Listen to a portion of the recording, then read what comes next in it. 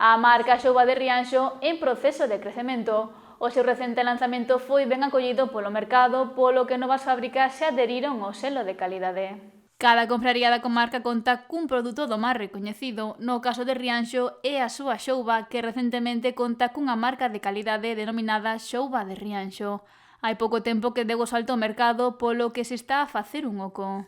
En principio estamos en proceso, estamos avanzando pouco a pouco, si é certo que hai máis fábricas que se adheriron aos estes días, habrá sobre unhas 10, 12 ou mellor xa adheridas á marca.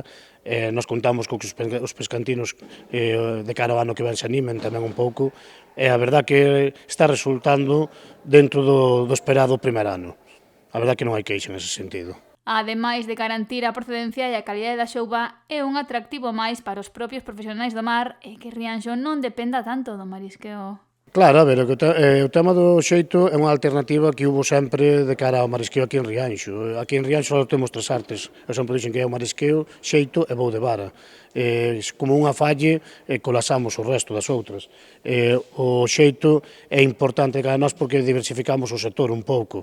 Por eso estamos intentando meter baza durante os últimos anos, pouco a pouco, no xeito, para que se anime a xente cada vez máis a poder ir e aliviamos un pouco tamén o tema do marisqueo.